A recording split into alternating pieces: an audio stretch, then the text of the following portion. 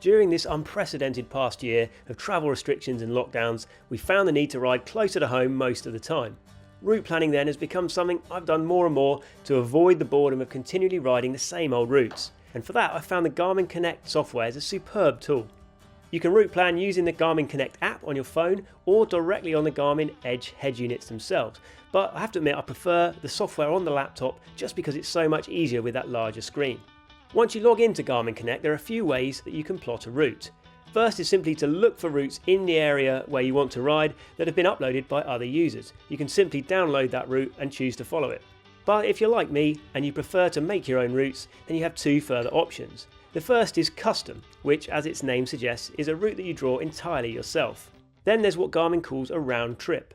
Now this is quite a good place to start with any route planning actually, because what you can do is state how far you want your ride to be and then let Garmin suggest the route based on the most popular trails used by other Garmin Connect users. This is something called heat mapping, and it's a really valuable part of the software regardless of how you plan your route.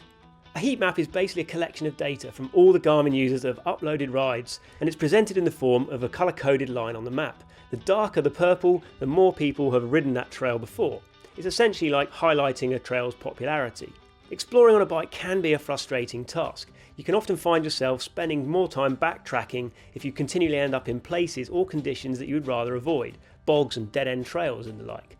But using the heat mapping, you put your faith in the software and you can be pretty much guaranteed of a decent ride, because the fact a lot of people have ridden that trail before you should suggest that it must be good, right?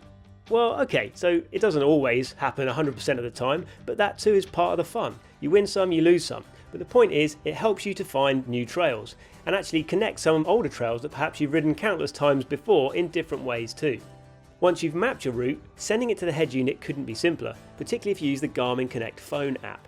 The laptop will automatically send the route to your smartphone over Bluetooth, and then it's simply a case of syncing the head unit with the app and the ride will be there in your saved courses ready to go.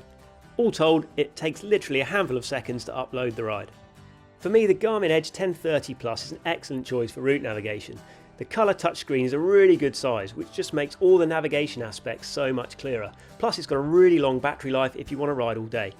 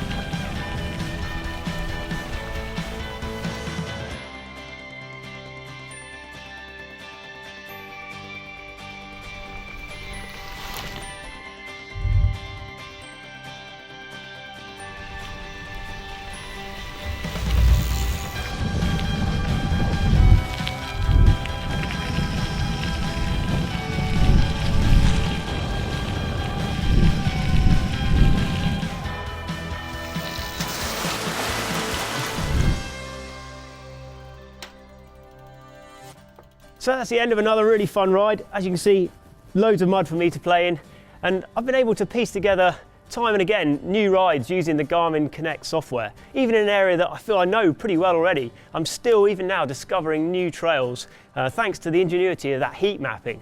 Sometimes it's just about connecting the dots in a slightly different way, perhaps to give the ride a different feel, but I can really see the benefit of this software in an area where you weren't familiar with the trails. You know, that way you get an insight into the area you're riding in and where people like to ride and where people have been plenty of times before. So you're pretty much guaranteed of a good ride every time, no matter where you are.